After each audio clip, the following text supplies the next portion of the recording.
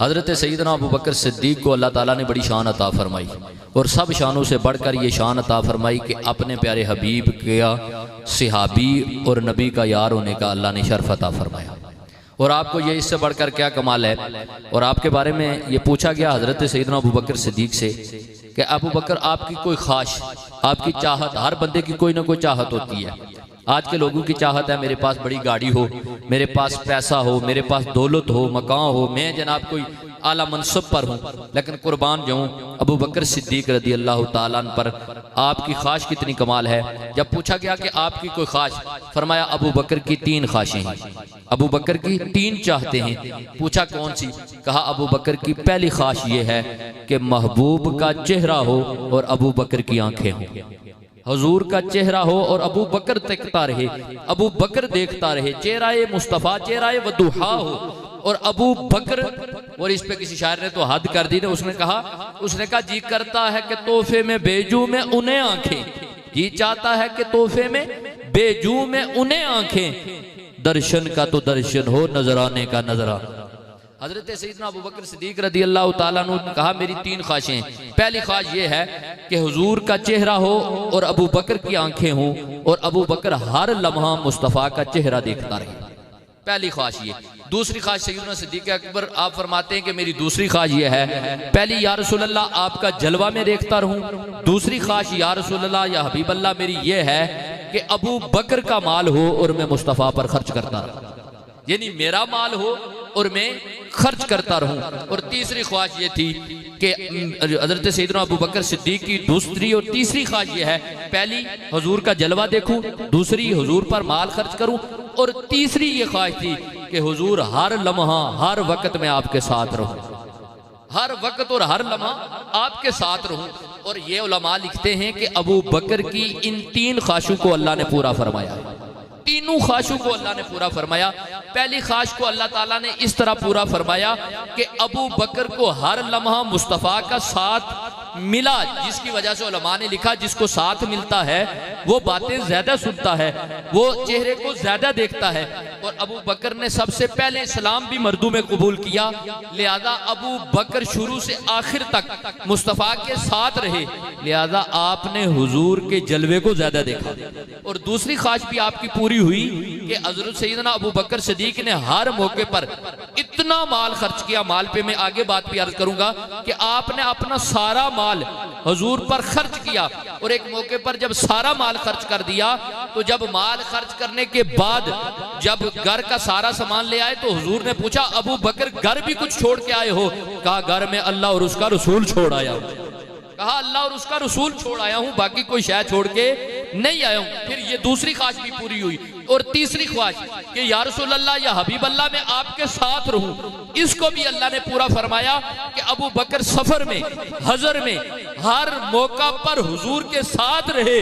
और मुस्तफ़ा ने करम फरमाया कि अपने रोजा में अपनी कब्र अनवर के साथ अबू बकर को जगह देकर क़यामत तक अबू बकर की इस ख्वाहिश को भी पूरा फरमा दिया। तो हज़रत सैयदना अबू बकर सिद्दीक़ की इन 3 ख्वाहिश, और जो दूसरी ख्वाहिश थी कि मेरा माल हो और या रसूल अल्लाह मैं आप पर खर्च करता रहूं। इसके हवाला से एक बात है, ग़ज़वा तबूक का मौका था तो हुजूर ने फरमाया कि अपना माल इस्लाम की सरबुलंदी के लिए, इस्लाम की नशरो इशात के लिए खर्च किया जाए, क्योंकि ग़ज़वे पे मुसलमानों को माल की जरूरत थी। जब मेरे नबी पाक सल्लल्लाहु अलैहि वसल्लम ने फरमाया कि ग़ज़वे के लिए अपना माल लो, सब सहाबा ने माल लाया, जिसको कोई आधा माल लेकर आया, कोई कितना माल लेकर आया, किसी ने कई दिनार, यानी सब माल लेकर आए। अब इंतजार अबू बकर का था, अब जनाबे वाला इंतजार आशिकों के इमाम जनाबे हजरत यारे गारो यारे मजार जनाबे खलीफा बिलाफस हुजूर अलैहिस्सलातु वस्सलाम के प्यारे साथी जनाबे हजरत सैयदना अबू बकर सिद्दीक़ रदी अल्लाह ताला अन्हु का इंतजार हो रहा था।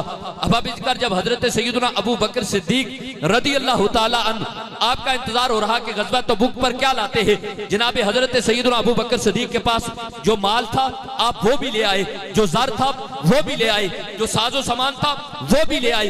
हत्ता कि घर की हर चीज को जब जनाब हजरत अबू बकर सिद्दीक लेकर आए तो फिर दिल में ख्याल आया कि अबू बकर के तन पे ये जो कपड़े हैं इसकी भी जरूरत है। अगर इसकी किसी मुसलमान को जरूरत पड़े और अबू बकर ने कपड़े पहने हों तो ये मोहब्बत नहीं है। तो हजरत सैयदना अबू बकर सिद्दीक रज़ी अल्लाह ताला अन्हु ने जहां सारा का सारा माल पेश कर दिया, घर की हर शय को पेश कर दिया, तो अपने तन के जो कपड़े जो पहने हुए थे घर में मौजूद नहीं, वो तो दिए जो हजरत अबू बकर सिद्दीक रज़ी अल्लाह ताला अन्हु ने कपड़े पहने हुए थे ना, कपड़े जो आपने पहने हुए थे आपने उनको भी उतारा और हजरत अबू बकर ने टाट का लिबास पहन लिया, पहनने के कपड़े तक घर का सारा सामान दे दिया, हत्ता के जो लिबास पहना था वो भी राय खुदा में मुस्तफा पर कुर्बान कर दिया।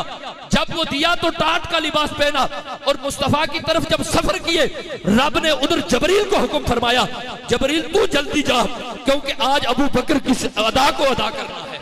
हजरत जनाब जबरील अमीन फौरन हुजूर के पास आए। जब हुजूर के पास जबरील आए तो जबरील ने भी टाट का लिबास पहना हुआ था। उस दिन जब जबरील आए तो जबरील ने भी टाट का लिबास पहना हुआ था। बड़ी तवज्जो तलब बात, जब जबरील बरगाह मुस्तफा में हाजिर हुए जबरील अमीन ने टाट का लिबास पहना हुआ था। मेरे मुस्तफा जाने रहमत सल्लल्लाहु अलैहि वसल्लम ने जबरील से पूछा, जबरील बता तूने टाट का लिबास क्यों पहना है? आज तू नूरानी लिबास में मलबूस आता है, तेरी इतनी शान है, आज तूने टाट का लिबास क्यों पहना हुआ है? जनाब हजरत जबरील ने जब मुस्तफा जने रहमत की इस बात को सुना तो जबरील अमीन अर्ज करने लगे, या रसूल अल्लाह, या हबीब अल्लाह, आज सिर्फ मेरी तरफ ना देखो कि मैंने टाट का लिबास पहना है, अपनी निगाह नाज को आसमानों की तरफ उठाओ और आसमान की तरफ देखो कि आज आसमान का मंजर कैसा है, आज आसमान पे क्या नजारा है। मेरे मुस्तफा जाने रहमत शफी आजम सल्लल्लाहु अलैहि वसल्लम ने जब अपनी निगाह को उठाया, जब ऊपर को देखा ना जनाब रसूलुल्लाह सल्लल्लाहु अलैहि वसल्लम ने, मेरे और आपके नबी ने जब आसमान की तरफ देखा तो हैरानगी की ये इंतहा है कि आसमान के सारे फरिश्तों ने टाट का लिबास पहना हुआ, यानी आसमान के सारे फरिश्तों ने टाट का लिबास पहना हुआ था। मेरे नबी फरमाने लगे, जबरील आज तूने भी टाट का लिबास, आज फरिश्तों ने भी टाट का लिबास पहना हुआ है, इसकी वजह क्या है? जबरील अमीन अर्ज करने लगे, या रसूल अल्लाह, या हबीब अल्लाह, आपने हुक्म फरमाया है कि आपके गुलाम माल लेकर आए, आपके सब गुलामों ने में माल लाया, लेकिन आपके यार, आपके हर दम के साथी, आप पर सब कुछ कुर्बान करने वाले अबू बकर ने माल लाया है। अबू बकर इतना माल लाए कि जो लिबास था उस लिबास को भी लाए और अपने जिस्म पर टाट को ज़ेबे तन फरमा दिया। तवज्जो तलब बात, कहा कि अपने जिस्म पर सब कुछ पेश करने के बाद टाट का लिबास पहन दिया। रब ने फरिश्तों से कहा और हजरत अबू बकर सिद्दीक ने जब टाट का लिबास पहना, जबरील अमीन अर्ज करने लगे, या रसूल अल्लाह, या हबीब अल्लाह, जब आपके यार ने आप पर सब कुछ कुर्बान करने के बाद टाट का लिबास पहना, फरिश्तों को सिद्दीक की ये अदा इतनी पसंद आई कि फरिश्तों ने, सारे आसमान के फरिश्तों ने सिद्दीक की सुन्नत को अदा करते हुए अपने जिस्म पर टाट का लिबास पहना। यानी हजरत अबू बकर सिद्दीक की जो अदा थी, मुस्तफा पर कुर्बानी थी, और आपने जो लिबास पहना अल्लाह के सारे फरिश्तों ने पहन रखा था, क्योंकि ये महबूब पर कुर्बान होने वाली अदा है। जब बंदा मुस्तफा पर कुर्बान करता है ना, फिर ये अदा रब के मलाइका को भी पसंद आ जाती है। तो अब जिक्र बात सच्ची हुजूर से इश्क मोहब्बत की है, और कायनात में जैसा इश्क, जैसी मोहब्बत जनाबे अबू बकर ने की है, जनाबे अबू बकर ने की है, ऐसी किसी ने की है। और याद रखें, इस्लाम की जो सरबुलंदी है और ये हमेशा रहने वाला दीन है, और इसके मानने वाले भी सबसे ज्यादा हैं। इसकी भी बात हजरत एक और है। एक ईसाइयों का बहुत बड़ा आदमी था, डेवस उसका नाम था। उसने एक दिन अपने सारे जो रहनुमा थे मजहबी, उन सबको बुलाया, उन पादरियों को इकट्ठा किया, अपने सारे ईसाई था तो उसने सबको इकट्ठा किया। इकट्ठा करके उसने एक बात पूछी, उसने कहा, पादरियों मुझे एक बात बताओ, हमारे पास किसी चीज की कमी नहीं, सोना चांदी हमारे पास, मालो ज़र हमारे पास, डॉलर हमारे पास, हत्ता के सुपर पावर होने का शौक भी हमने पूरा कर दिया, हर चीज हमारे पास मौजूद है। इसके बावजूद मुझे ये जवाब दो तुम कि हमारी किताब क्यों तब्दील होगी? हमारे पास किस चीज की कमी थी कि हमारी किताब तब्दील हुई?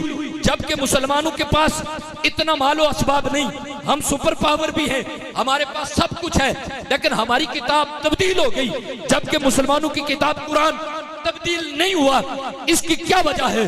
जब सारे खामोश रहे, उनमें एक बड़ा अक्लमंद आदमी था, वो खड़े होकर कहने लगा, डेवस तूने ये कहा कि हमारे पास मालो ज़र है, हमारे पास सब कुछ है, हमने जनाबे वाला सुपर पावर होने का जो शौक था इसको भी पूरा कर दिया, लेकिन तू पूछ रहा है हमारी किताब महफूज क्यों नहीं, जबकि मुसलमानों की किताब महफूज है। तो इसका एक जवाब है, मुसलमानों के पास अबू बकर है, हमारे पास अबू बकर नहीं है।